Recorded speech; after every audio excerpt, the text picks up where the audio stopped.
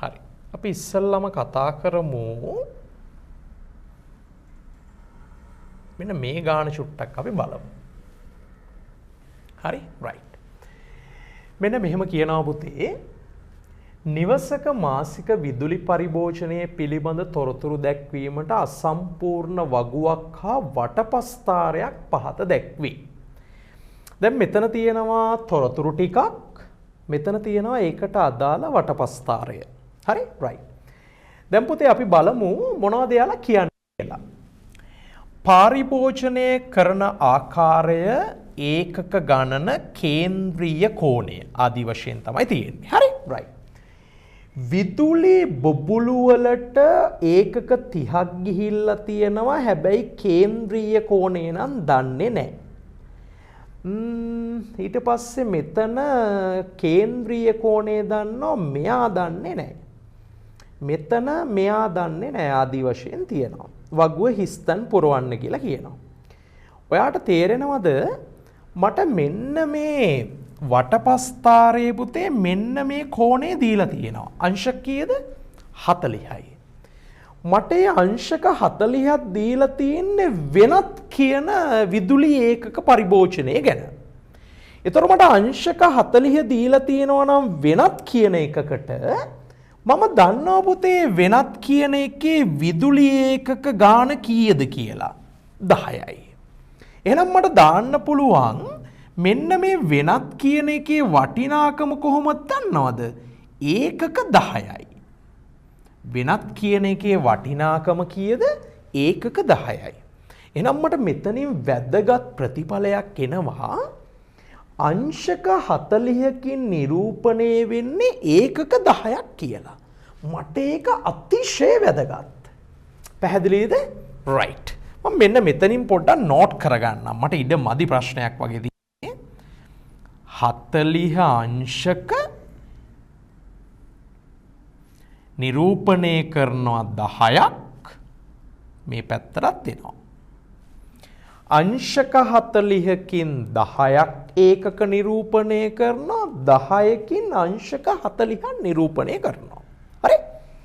එතකොට මට දැන් හොයන්න තියෙන්නේ ඇත්තටම විදුලි බුබුළු වල කේන්ද්‍රීය කෝණයනේ. පුතේ කේන්ද්‍රීය කෝණය හොයනකොට මෙයාට අදාළව කේන්ද්‍රීය කෝණය. මොකද විදුලි බුබුළු වල ඒකක ගාන 30යි. 30යි හොඳේ. රයිට්. මෙයාගේ මට ඕන කේන්ද්‍රීය කෝණයනේ. කෝණය හොයනකොට කෝණය උඩ ඉන්න ඕන. එහෙනම් මම කෝණය මෙතනින් දාගන්නවා පුතේ බලා ගන්න. 10කින් 40 නම් හරිද? බලමු 30කින් කීයද කියලා.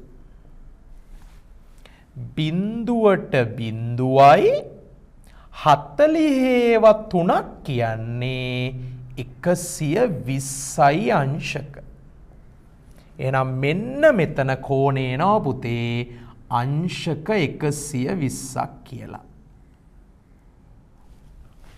පැහැදිලි? රයිට්. දැන් අපි බලමු මෙන්න මේ කතාව කොහොමද කියලා. අපි ගමුකෝ වෙන පාටක්. රයිට්. හරි. දැන් මෙතන කෝණය දීලා තියෙනවා. දැන් මට ඕන පුතේ ඒකක ගාන හොයන්න මොකේද? ආහාර පිසීම. මේක 36ලු අංශක. අංශක 36ලු මේක. දැන් මට ඕන මේකේ ප්‍රමාණය හොයාගන්න තමයි මට ඕන. හරි රයිට්. එහෙනම් මම මෙච්චරයි කරන්නේ. මෙතන පුතේ අංශක 40කින් 10ක් කියලානේ දීලා තියෙන්නේ නේද? හරි. එහෙනම් පුතේ ප්‍රමාණය ඕන නිසා මට මෙයා උඩ ඉන්න ඕන. අහන කෙනා උඩ ඉන්න එපේ. හරි. එහෙනම් මම මෙතන ගන්නවා 40කින් අංශක 40කින් 10 නම් බලමු අංශක 36කින් කීයද කියලා. බිඳුවට බිඳුවයි 4ට 4 ඒවා 1යි 36ට 4 ඒවා 9යි උත්තරේ එනවා පුතේ 9ක් කියලා. 9ක් කියලා එනවා. එහෙනම් මට මෙතන එනවා ආහාර පිසීමට ගිහිල්ලා තියෙනවා ඒකක 9ක්. ඒකක 9ක් ගිහිල්ලා තියෙනවා. හරි. ඊට පස්සේ අපි බලමු ශීතකරණයට කොච්චර කෝණයක්ද ගියේ කියලා. right. අපි ඒක කොළ පාටින් ගමු. right. දැන් මට ඕන මෙතන කෝණයනේ පුතේ. කෝණේ උඩ ඉන්න ඕනේ. හරි. 10කින් 40 නම් හරි. අපි බලමු ඒකක 20කින් කීයද කියලා. right. බිඳුවට බිඳුවයි 40වත් දෙකක් 80යි මොනවද? අංශක. එක අංශක 80ක් බවට පත් වෙනවා ශීතකරණ කතාව නේද? ශීතකරණයට. මෙතන 80ක් වෙනවා.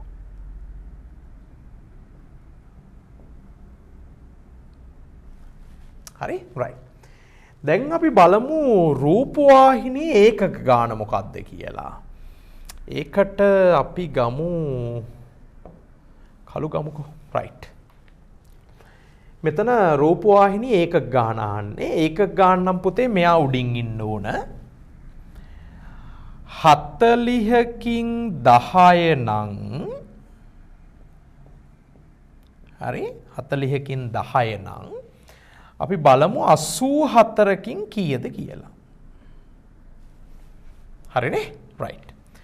බිඳුවට බිඳුවයි 4ට 1යි 84ට 2යි 1යි 21යි. මෙතන ඉන්නවා රූපවාහිනිය 21ක් නේ.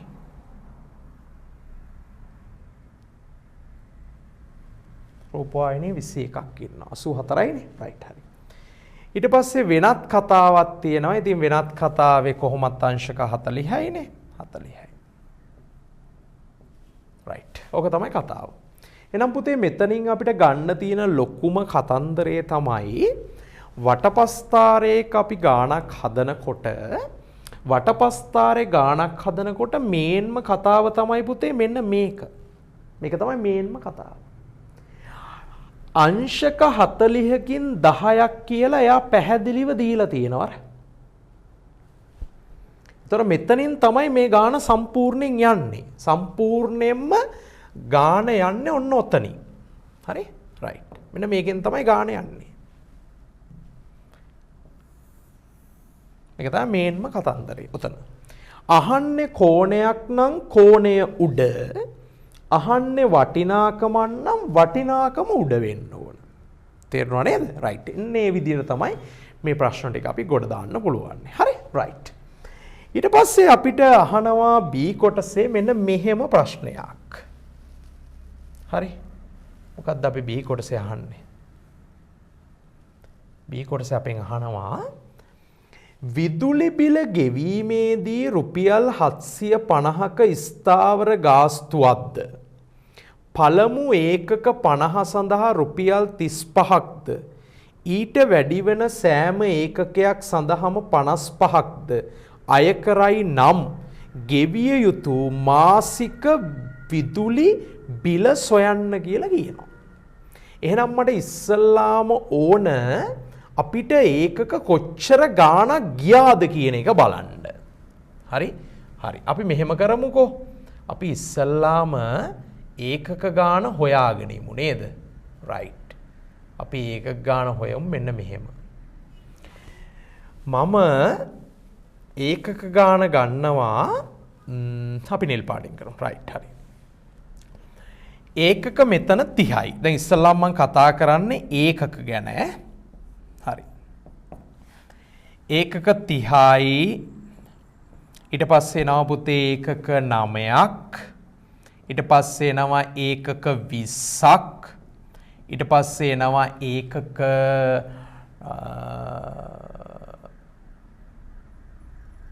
මෙතන ඒකක එනවා බිඳුවට බිඳුවයි 84ක් නේද මෙතන යන්නේ රූපවාහිනිය 84ක් නේ මෙතනනේ.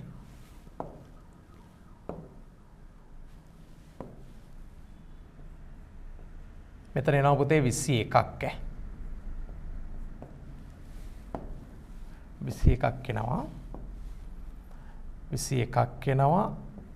ධන මෙතන එනවා 10ක්. ওই ටික නේද අපේ ඒකක ගන්න. නැවත බලන්න.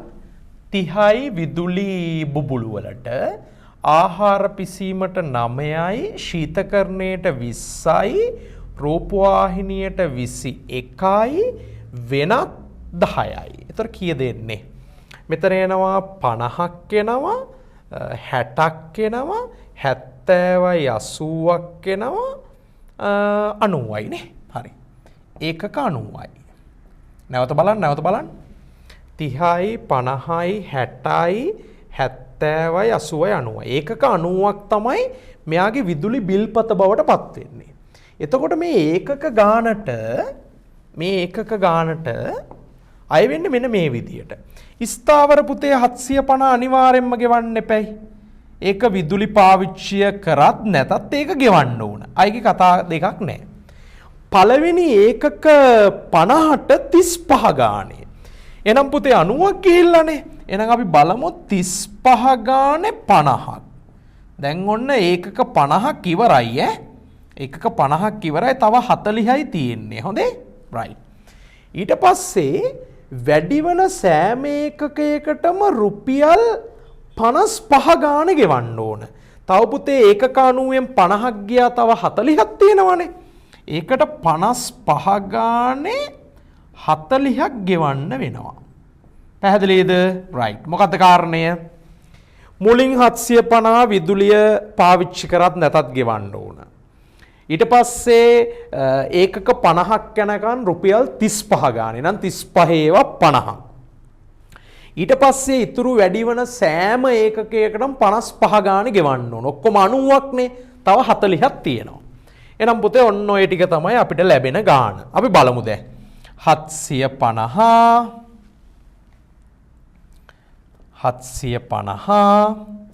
ධන 35 ඒවා 50ක්. අගට බිඳුව දාන්නකෝ. 5 වරක් 25න් 5යි දෙකක් ඉතුරුයි. 5 වරක් 3 15යි 2යි 17යි 1750යි ධන. අගට බිඳුවක් දාන්නකෝ. 4 වරක් 20න් බිඳුවයි දෙකක් ඉතුරුයි. 20යි 2යි 22යි 2200යි. ලොකු උත්තරයක් නේ. හරි. දැන් එහෙනම් තුන් දෙනාම එකතු කරමු අපි. තුන් දෙනාම එකතු වුණාම අපිට එනවා 750යි මෙතන 750යි 1500යි. එතකොට 1500 2500යි 2500යි 4700ක් එනවා. රුපියල් 4700යි පුතේ මෙයාගේ විදුලි බිල. තේරුණාද? ඔන්න ඕක තමයි අපේ කතන්දරය. පැහැදිලි? හරි. නියමයි. අපි බලමු ඊළඟට මොකක්ද අපිට තියෙන්නේ කියලා. හරි. රූපවාහිනිය සඳහා වැය කර ඇති විදුලි ඒකක ගණනින් 3න් 2ක් ළමා වැඩසටහන් නැරඹීමටද ඉතිරිය වැඩිහිටි වැඩසටහන් නැරඹීමටද යොදාගෙන ඇතිනම් ඉහත වටපස්ථාරයේම මෙම අවස්ථා දෙකම නිරූපණය කිරීමට අදාළ එක් කේන්ද්‍රික ඛණ්ඩයේ කෝණය හොයන්නලු. ඔන්න ඔයා වෙනම පැත්තකට ගානේ අරන් යනවා. පැහැදිලි? වෙනම පැත්තකට ගානේ අරන් යනවා. මොකද්ද කතාව කියන්නේ? එයා කියනවා රූපවාහිනිය සඳහා වැය කර ඇති විදුලි ඒකක ගාන. රූපවාහිනිය සඳහා කීයද? රූපවාහිනිය සඳහා අපිට ගිහිල්ලා තියෙනවා විදුලි ඒකක 21ක්. ඔක්කොම 90න් 21ක් ගිහිල්ලා තියෙනවා. 90න් 21ක් ගිහිල්ලා තියෙනවා. හරි 21ක්. එයා කියනවා 21න් විදුලි ඒකක 21යි ඈ 21යි. විදුලි ඒකක 21ක් ගිහිල්ලා තියෙනවා රූපවාහිනියට. හරි? විදුලි ඒකක 21ක් ගිහිල්ලා තියෙනවා. ඒ 21න් 3න් 2ක් ළමා වැඩසටහන් වලට. එහෙනම් බලමු ළමා වලට කොච්චරක්ද කියලා. ළමා වැඩසටහන් වලට යනවා පුතේ. මේ 21 තියෙන්නේ විදුලි ඒකක. ඒකෙන් 3න් 2ක්. 3ට 1යි 21ට 7යි 7 වරක් 2 14යි. පුතේ ගිහිල්ලා තියෙනවා ළමා වැඩසටහන් වලට ඒකක 14ක්. එහෙනම් වැඩිහිටි වලට ගිහිල්ලා තියෙනවා ඔක්කොම 21යිනේ. 21න් 14ක් අඩු වෙන්න ඕන නේද? 21යි ඔක්කොම 14ක් අරකට ගියානේ. එතකොට ඒකේ 7යි එන්නේ. වැඩිහිටි වලට ඒකක 7යි ළමා වලට ඒකක 14යි නේ. රයිට්. දැන් මොකක්ද එයා මට කියන්නේ? එයා මට කියනවා හොයලා දෙන්නලු මේවා මේකෙම අඳිනවලු. මේකෙම අඳිනකොට මට හොයලා දෙන්නලු මේකේ කේන්ද්‍රීය කෝණය. එහෙනම් ඉතින් මෙච්චරයි කතන්දරේ. මහා ලොකු දෙයක් නැහැ. අපිට ඉතින් අරකෙන්ම අඳින්න පුළුවන් වැඩේ. මේකෙන් මැද්ද හැකි. අවුලක් නැහැනේ. රයිට්. හරි. අපිට අඳින්න පුළුවන් මේකෙන්ම අඳින්න පුළුවන් කතන්දරේ. 40යිනේ. ඒකෙන් අඳින්න පුළුවන්. හරි. කෝණයනේ අහන්නේ. හරි. කෝණය අහනවා නම් මෙන්න මේකයි කතන්දරේ. කෝණය අහන්න නිසා 10කින් අංශක 40යි. 10කින් 40 නම් 14කින් කීයද? බිඳුවට බිඳුවයි 4 වරක් 4 16න් 6යි එකක් ඉතුරුයි 4 වරක් 4 1යි 5යි. පුතේ ළමා අංශක 56කින්. හරි? අරක 10කින් 40 නම් 7කින් කීයද? බිඳුවට බිඳුවයි 7 වරක් 4 28යි. තේරුණාද? ඒතර එනවා අංශක 28යි අංශක 56යි කියලා. පැහැදිලි? හරි. එහෙනම් ඉතින් ඔන්න ඕක තමයි අපේ කතන්දරේ. ඒ ප්‍රශ්නය ඔන්න ඔය විදියට තමයි උත්තරේ එන්නේ. නමුත් මේ ප්‍රශ්න ටිකක් සංකීර්ණයි. ලස්සනට ওই විදියට පිළිතුර ලැබෙනවා. පැහැදිලි? හරි. අපි බලමු ඊළඟ කතන්දරේ මොකක්ද කියලා. රයිට්. හරි. පස්වෙනි ප්‍රශ්නය.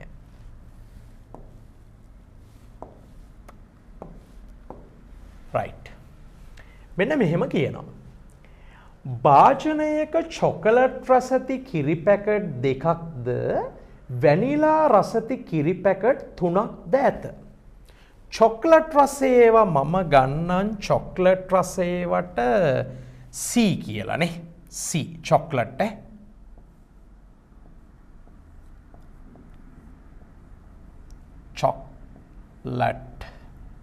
චොකලට් රසේවා C. ඊට පස්සේ මම ගන්නවා V කියලා ගන්නවා වැනිලා රසේවා. වැනිලා රසේවා V. චොකලට් C වැනිලා රසේවා V. හරි. චොකලට් රස කීයක් තිබ්බද? චොකලට් රස තිබ්බා 3ක්. මං ගන්නවා C1 ඔයා දන්නවා පුතේ. C2 C3. හරි. ඊට පස්සේ චොකලට් රසේවා මම ගන්නවා වැනිලා රසේවා ගන්නවා කීයක් තියෙනවද වැනිලා රස? වැනිලා රස තියෙනවා චොකලට් 2යි වැනිලා 3යි. වැනිලා රසේව ගන්නවා මම V1 V2 V3 කියලා. චොකලට් රසේවා C1 C2 වැනිලා රසේවා V1 V2. මොකද්ද මෙයා මෙතන කරන්නේ? බලමු. මොකද කරන්නේ මෙයා? මෙයා කරන්නේ පුතේ භාජනයක චොකලට් රස කිරි පැකට් දෙකක්ද වැනිලා රසති කිරි පැකට් 3ක්ද ඇත. අහඹු ලෙස කිරි පැකට්ටුවක් ඉවතටගෙන එහි වර්ගය බලා එය නැවත භාජනයට දමා තවත් එකක් ඉවතට ගනියලු. මෙයා කරන්නේ මේ භාජනයට අත දාලා එකක් ගන්නවා ඉවතට. අරගෙන ඒකේ වර්ගය බලලා ඒක ආපහු දානවලු. දාලා තව එකක් ගන්නවලු. මට ඇඳලා දෙන්නලු පුතේ කොටු දැල ලක්ෂ පස්තාරය ඇඳලා දෙන්නලු. රයිට්. අපි එහෙනම් බලමු මෙතන තියෙනවා C1 C2 V1 V2 V3 ඔක්කොම පහයින් ඉන්නේ නේද? වැනිලා 2යි චොක්ලට් 3යි. හරි. ඊට පස්සේ මේ පැත්තෙත් C1 C2 V1 V2 V3. පුතේ අපි මෙන්න මේ අක්ෂය ගමු පළමු ගැනීම කියලා. අපි මේ අක්ෂය ගමු දෙවන ගැනීම කියලා. පළමු ගැනීම දෙවන ගැනීම. රයිට්. අපි බලමු. දැන් මොකක්ද එයා කියන්නේ? එයා කියන්නේ අපිට රයිට්. පළවෙනියට අත දාලා එකක් අරගෙන ඒක බලලලු ආපහු දාන්නේ. ගන්නේ. රයිට්. බලමු මෙන්න මේ පළවෙනි එක වෙනවද කියලා අපි චුට්ටක් බලමුකෝ. මේකෙන් කියන්නේ මොකද්ද පුතේ? පළවෙනියට C1 ගත්තා, චොක්ලට් රස කිරි පැකට් එක ගත්තා. දෙවනියටත් C1 ගත්තා කියලා කියන්නේ චොක්ලට් රස ඒ කිරි පැකට්ටුව ගත්තලු. බලමු වෙනවද කියලා. ඔන්න අත දැම්මා. අත දාලා පුතේ අපි ගත්තා කියලා හිතන්න C1 කිරි පැකට්ටුව. C1 කිරි පැකට්ටුව ගත්තයින් පස්සේ දැන් අතේ C1 කිරි පැකට්ටුව භාජනේ නැහැ. ඒක ආපහු දානවලුනේ දැම්මා. දැම්ම ගමන් නැවත C1 කිරි පැකට් එක වැටෙනවා භාජනයට. දැන් ආයෙ දෙවනි පාර ගන්න පුළුවන් පුතේ ඒක. හවුද නැද්ද? ඔව්. එහෙනම් කිසිදු ප්‍රශ්නයක් නැහැ. පළවෙනියට අත දාලා අරගෙන ඒක දාලා නම් දෙවනි පාර ගන්නේ. මෙන්න මේ සිද්ධිය වෙනවා. මොකද්ද මේ සිද්ධියෙන් කියන්නේ? එකම දේ නැවත නැවත වීමේ හැකියාව තියෙනවා. ඇයි ඒ? පළවෙනි එක අරගෙන ඒක දාලා ගන්න නිසා. හොඳයි? රයිට්. එහෙනම් පුතේ ඉතින් මේක වෙනවා නම් මේ ඔක්කොම වෙනවා. කිසිදු ගැටලුවක් නැත. මේ සියල්ලම වෙනවා. ඔන්න ඔය විදියට අපි ලක්ෂ පස්තාරය අඳිනවා. රයිට්? හරි. ඔන්න ඔය විදියට ලක්ෂ පස්තාර විභාගයට ලකුණු 10ක් එන කොටසක් මේක. රයිට්? ලක්ෂ පස්තාරය හරි. දැන් අපි බලමු පුතේ අපිට යාලා දෙන ප්‍රශ්න මොනවද කියලා මේකෙන්. රයිට්.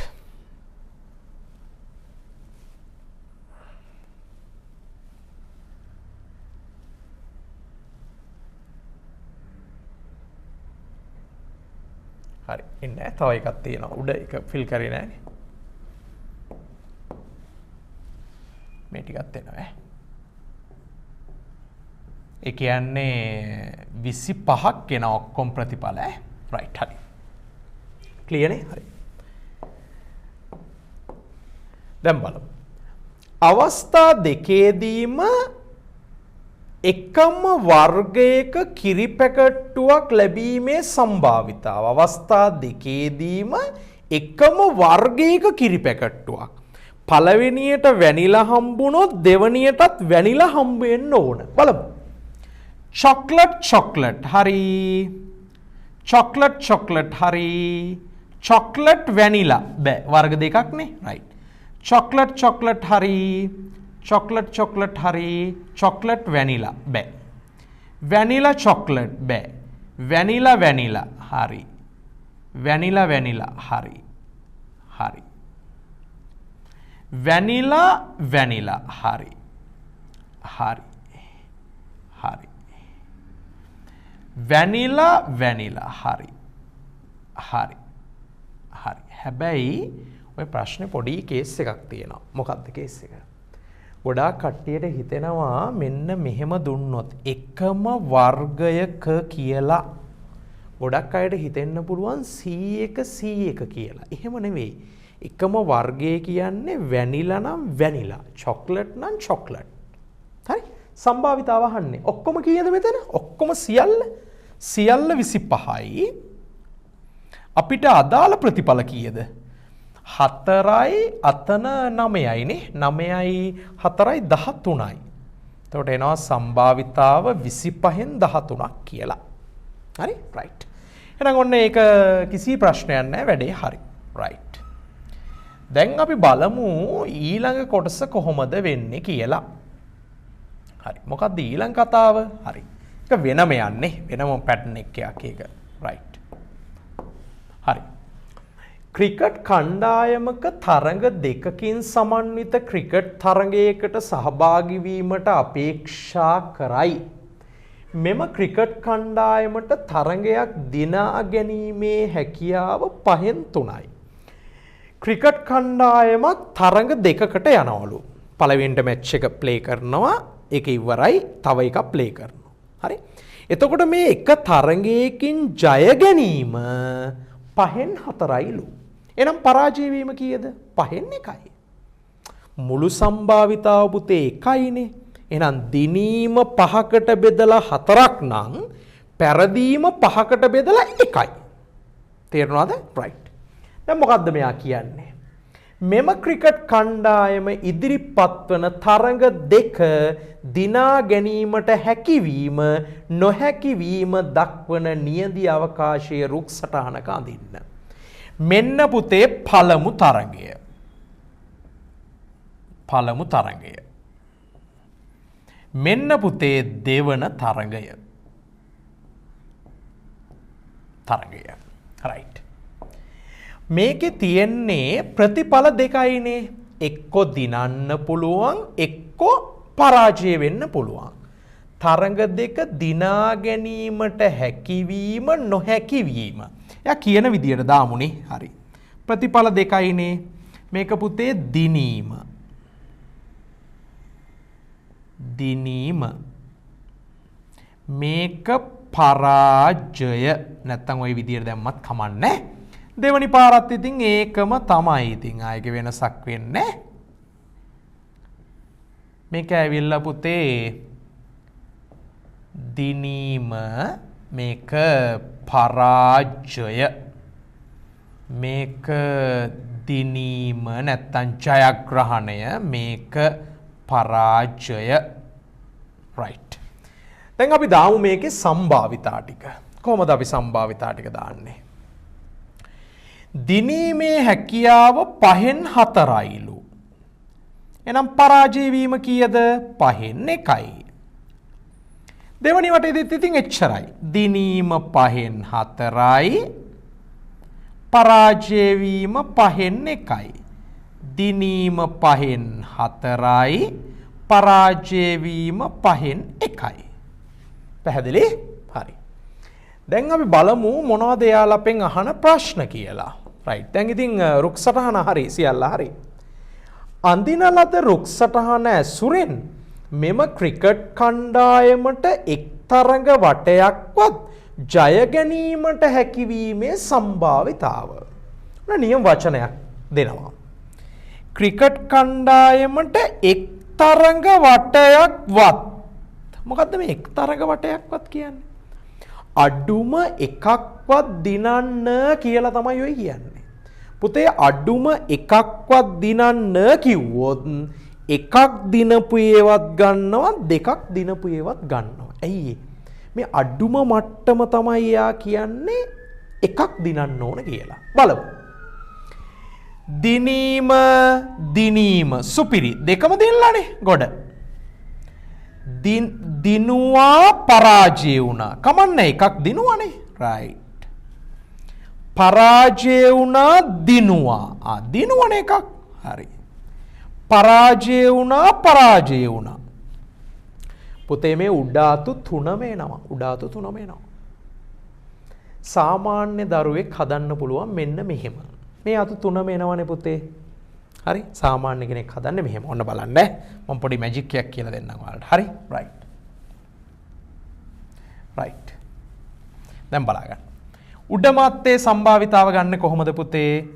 5න් 4 ගුණ කරලා 5න් 4. හරිද? හරි. ධන. ඊළඟ අත්ත ගන්නෙ කොහොමද? 5න් 4 ගුණ වෙලා 5න් 1කින්. ධන. ඊළඟ අත්ත ගන්නෙ කොහොමද? 5න් 1 ගුණ වෙලා 5න් 4න්. හරි. ඔය 3 මෙපැයි මට ඉතින්. හරි. මේක එනවා 4 වරක් 4 16යි 25න්. 1 වරක් 4 4යි 25න් 5 වරක් 25යි. 1 වරක් 4 4යි 25න්. දැන් අවුලක් නැහැ. ඔක්කොම ඉරයටත් සමානයිනේ. එකතු කරමු. 16යි 4යි 20යි 20යි 4යි 24යි. උත්තරේ එනවා පුතේ 25න් 24ක්. හරිනේ? හරි. මෙන්න පුතේ මම දෙනවා ඕක හිතනවා පොඩ්ඩක් දරුවෙක් මෙන්න මේ විදියට. මෙයා ටිකක් විශේෂයි ඈ. විශේෂ දරුවෙක්. මෙන්න එයා හිතනවා මේක මේ විදියට. කොහොමද දන්නවද? හරි. එයා හිතනවා මට මේ අතු 3ම ඕන නේද? මේ අතු 3ම එපැයි මට. මේ අතු 3ම ඕන කරනකොට පුතේ මේ අත්ත විතරයිනේ මට අයින් කරන්න තියෙන්නේ. ඔයා දන්නවනේ සම්භාවිතාවයක අත්තක මුළු සම්භාවිතාවය එකයි කියලා. එතකොට පුතේ මේ අතු 4ේම මුළු සම්භාවිතාවය එකයි. හැබැයි අපිට ඕන මේක විතරයිනේ අපිට ඕන. ඕක විතරනේ අපිට ඕන. එතකොට මේ ඔක්කොගේම සම්භාවිතාවය එකයිනේ. එහෙනම් අපි මෙහෙම කරමු. එකෙන් මෙන්න මේ 3ේම මෙන්න මේ 3ම මට ඕන නිසා එකෙන් මෙන්න මෙයාව අපි අයින් කරලා දාමු, විසික් කරලා දාමු මෙයා. මේ 3ම ඕන නිසා. දැන් අපි කරේ මේ 3ේම හොයලා එකතු කරපු එකනේ 3ම ඕන නිසා. තේරුණාද? මම කරන්නේ මෙයා හොයනවා. මේ 3ම ඕන නිසා මුළු එකෙන් මෙයාව අයින් කරලා මන් දානවා. එහෙනම් පුතේ මම අයින් කරනවා එකෙන් මට අවශ්‍ය නැති කෙනාව. අවශ්‍ය නැති කෙනා කියන්නේ මේ අත්තනේ. මේ අත්ත හොයන්නේ පුතේ 5න් 1 ගුණ කරලා 5න් 1. එක ඍණ මෙතන එනවා 25න් 1යි.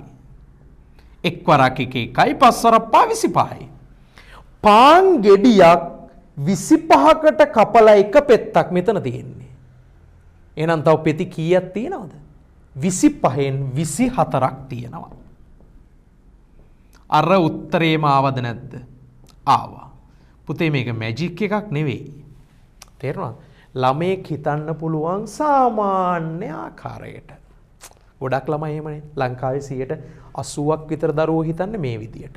මෙන්න මේ විදියට හිතන ළමයි 100ට මං හිතන්නේ 5ක්වත් නැතුව ඇති. ගොඩක් යන්නේ මේ දීර්ඝ ක්‍රම වලට තමයි ගණන් ටික යන්නේ. ඒක නෙවෙයි වෙන්න ඕන. විශේෂ ක්‍රම වලට යන්න ඕන පොඩක් කල්පනා කරලා. පැහැදිලි? right. ඔන්න ඕක තමයි ගාන. පුතේ මේක O level exam එකට එනවා. මේක O level exam එකට එනවා දෙනවා ලකුණු කීයද දන්නවද? ලකුණු 10ක්. ලක්ෂපස්ථාරයයි රුක් සටහනොයි. මේ රුක් සටහන් පාර්ට් එක. මේ ලක්ෂපස්ථාර පාර්ට් එක. හරි මේ ලක්ෂපස්ථාර පාර්ට් එක කරන්න පුළුවන්. ඒ මහා ලොකු දෙයක් නෙවෙයි. දැවැන්ත කතාවකුත් නෙවෙයි. හරි? ඒතර පුතේ මෙන්න මේකත් අත්‍යවශ්‍යම කොටසක් මේ මොකද්ද අපේ වටපස්ථාරයි ඊට පස්සේ වටපස්ථාර පාර්ට් එක තමයි. වටපස්ථාර පාර්ට් එකේම තමයි ඊළඟ කැලලක් තියෙන්නේ. හරි? right. අපි යන් දැන් මුදල් ප්‍රශ්නෙට. බලමු මුදල් ප්‍රශ්නේ මොකක්ද අපෙන් අහලා තියෙන්නේ කියලා. හරි ඕකත් සාමාන්‍යයෙන් හොඳ එකන්නේ. right බලමු. මෙන්න මෙහෙම කියනවා. තරංග මහතා එක්තරා මූල්‍ය ආයතනයකින් 4,80,000ක මුදලක් 10%ක වාර්ෂික සුළුපොලී අනුපාතයක් යටතේ වසර 10ක් සඳහා ලබා ගන්න. වසර 4ක් සඳහා. මෙයා ගන්නවලු 4,80,000ක් සුළු පොලියට අවුරුදු 4කට 100%ට. හරි. වසර 4ක් අවසානයේ ගෙවිය යුතු මුළු මුදල කීයද කියලා අහනවා. වන් ෂොට්ම මුළු මුදල හොයන්නත් පුළුවන්. නැත්තම් ඉතින් පොලිය හොයලා එකතු කරන්නත් පුළුවන්. ක්‍රම දෙකම කියලා දෙන්න. ඉස්සෙල්ලාම අපි පොලිය හොයමුකෝ සාමාන්‍ය විදියට. පොලිය. හරි. මොකද පුතේ පොලිය? 4,80,000 ගුණ කිරීම 100ට 10 අවුරුදු 4ක්නේ 4ෙන් ගුණ කරමු. සුළු පොලියනේ. සුළු පොලියේදී ලොකු වැඩ නැහැ. සිම්පල් උත්තරේ. බිඳුවට බිඳුවයි බිඳුවට බිඳුවයි. රයිට්. අගට බිඳු 3යි. 1යි 2යි 3යි. 4 වරක් 8 32න් 2යි 3ක් ඉතුරුයි. 4 වරක් 4 16යි 3යි 19යි නේ. අවුරුදු 4ට 1,91,000ක් එනවා.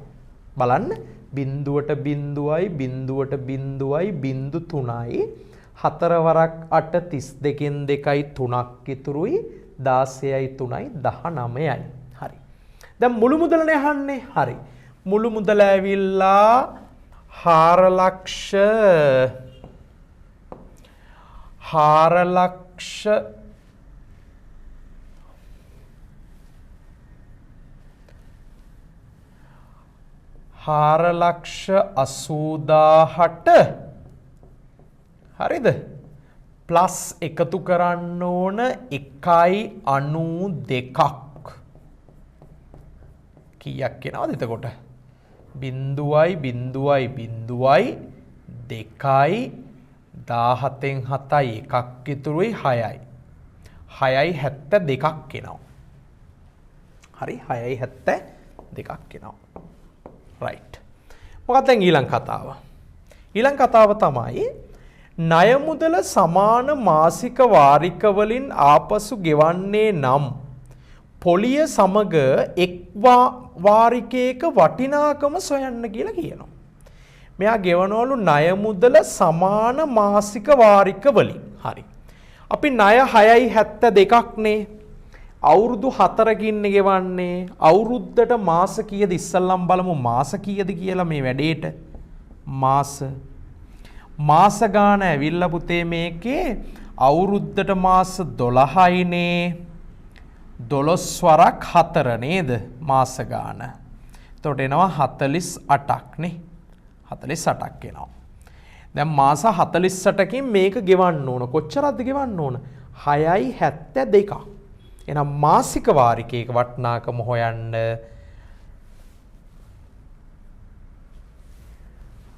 6යි 72 බෙදන්න ඕන 48න්.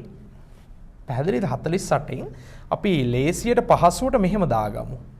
ඒතර පොඩ්ඩක් ටට්ටක් ගාලා පේනවා මොකද්ද කරන්න ඕන කියන එක.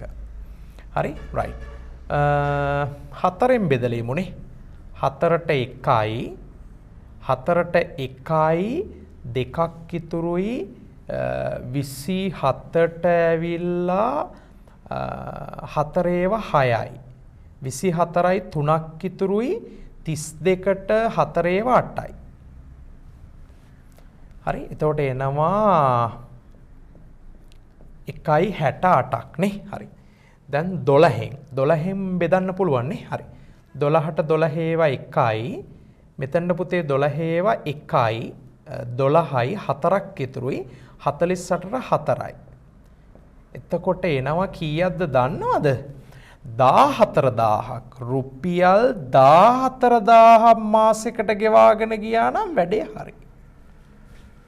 පැහැදිලි? හරි. ඒ කියන්නේ සම්පූර්ණ ගාන 6.72යි. ඒක ගෙවන්න ඕන මාසික වාරික වලින්. එතකොට මාසෙකට තියෙනවා 12ක්. ඒ වගේ 4ක් කියන්නේ 48යි. ඒතර කෙලින්ම මේක 12 වරක් 4ෙන් ගුණ කරන්න ඕන. 48 දැම්මොත් අපිට ටිකක් අමාරුයි. ඒක නිසා 12 ගුණ කිරීම 4 කියලා දැම්ම. ඒතර බෙදෙනව පේනවා. ටක් ගාලා 14000ක් කියලා උත්තර එනවා. හරි? රයිට්. දැන් ඊළඟ ප්‍රශ්නේ බලමු. ඊළඟ ප්‍රශ්නයක් බලමු මොකක්ද ඊළඟට අහන්නේ කියලා. රයිට්? හරි.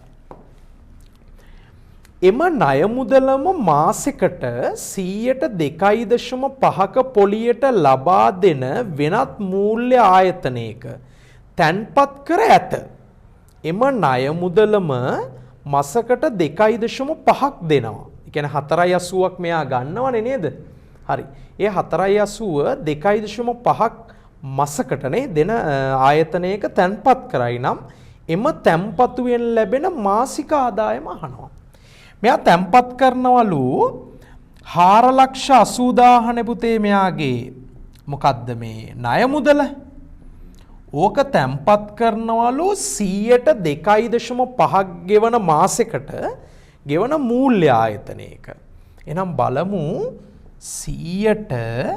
2.5ක් නේ. හරි. මාසෙකට. අහන්නේ මාසික ආදායම කීයද කියලා බලමු.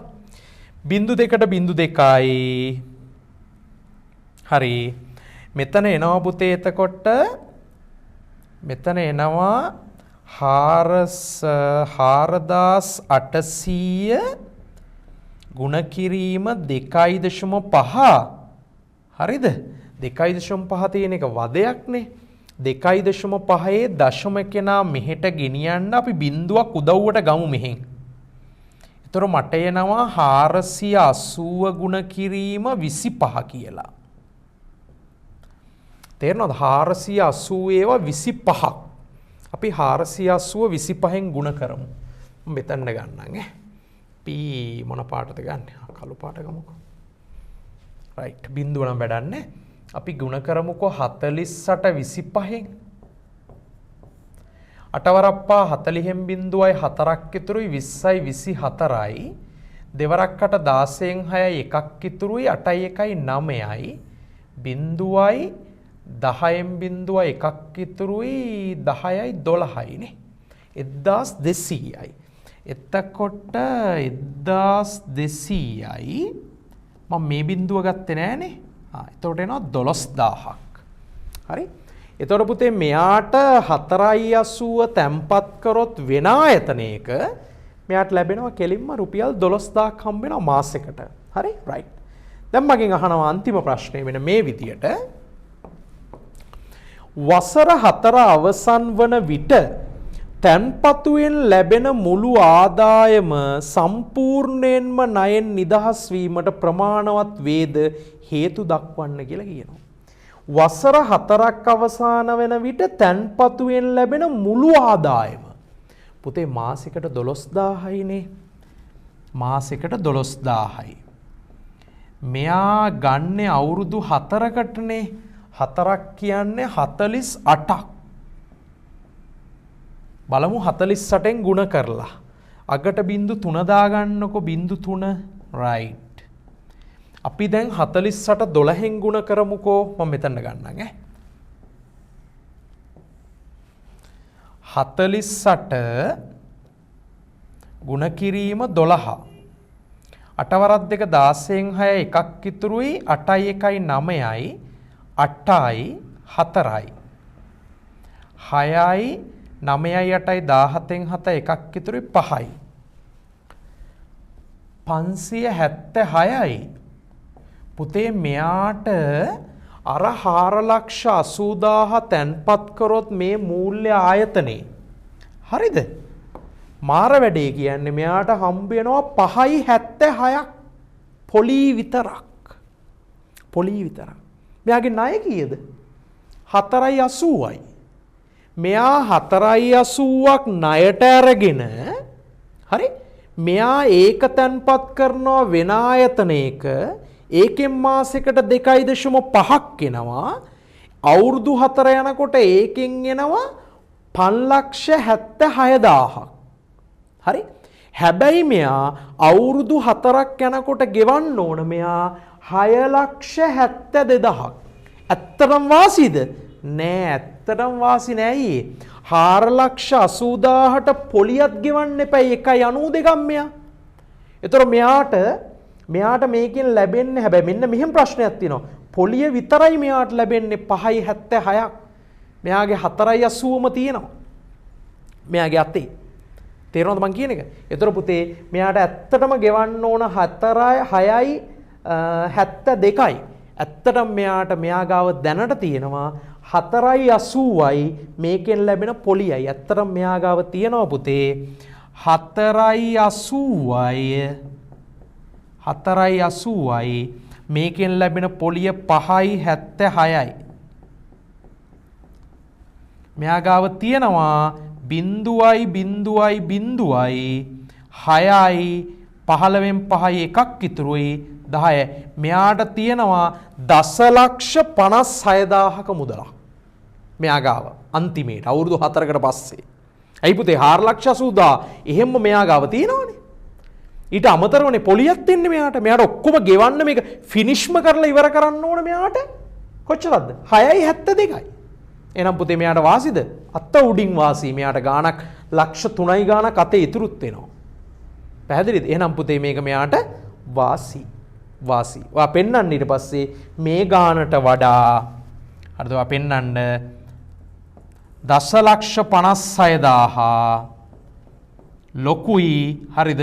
ලොකුයි 6,72,000ට වඩා. හරි? එහෙනම් මේක මෙයාට වාසිදායක වෙනවා. තේරෙනවද? ඔන්න ඔච්චරයි කතන්දරේ. මහා ලොකු දැවැන්ත කතාවක් නෑ. ඔයාලට හරි ලේසි මේක. ලේසි කරගන්න. හැබැයි ඉතින් මහන්සි වෙලා මේ ගමන යන්න ඕන. මේ දැන් මේක අපි පළවෙනි ප්‍රශ්නය. හරි? ඊට පස්සේ මේක සෙකන්ඩ් එක මේ. තේරෙනවද? මේක සෙකන්ඩ් එක. ඊට පස්සේ මේ ටික. හරි? ඊට පස්සේ මේක. හරි? මේ ඇත්තටම ලේසි නැද්ද? ලේසි, මාරම ලේසිනේ. තේරෙනවද මං කියන එක? ඒක නිසා ඔයාලට පුතේ මේ ගමන යන්න පුළුවන්. හරි පහසුවෙන් යන්න පුළුවන් මේ ගමන. එහෙනම් ඉතින් මහන්සි වෙලා මේ ටික කරගන්න ඕන. මේක ඉතින් හරිද වැරදිද කියලා බලලා තව පාරක් try කරලා මේක නියමෙටම කරගන්න. හරි මගේ පැත්තෙන් වෙන්න ඕන සියල්ල කරනවා මම. ඔයා කෙලින්ම smartmaths.lk වෙබ්සයිට් එකට ගිහිල්ලා හරි පේපර් ටික ඔයාලගේ අතේ තියෙනවා. ඩිස්කෂන් එක හරියට බලන්න, අඩුපාඩු ටික හදාගන්න. ඔයාලගේ උත්තරත් එක්ක සසඳන්න. මොකද්ද මගේ මේ වැරද්ද වෙලා තියෙන්නේ? කොතනද මගේ අඩුපාඩු? පොත් පෙරලන්න. පොත් පෙරලලා බලන්න. මොකද්ද වෙලා තියෙන්නේ? මොකද්ද මොන කොටසේද මට මේ ප්‍රශ්නේ මතුවෙලා තියෙන්නේ? ඇයි මට ලක්ෂ පස්තාරයක් අඳින්න බැරි? ඇයි මට කොටු දැලක් අඳින්න බැරි? හරි? හරි පහසුවෙන් මේ වැඩේ කරගන්න. හරි? රයිට්. එහෙනම් පුතේ ඔන්න ඒ පේපරේ වැඩ කටයුතු ටික ඉවරයි. දැන් ඒකේ මම ෆස්ට් එක දාලා තියෙනවා ඔයාලට. අද ඔන්න සෙකන්ඩ් එක දැම්මා. හෙට වෙද්දී ඉතුරු පේපර්ස් දෙක තුනක් මම දාන්න. රයිට්? හරි. හරි පුතේ.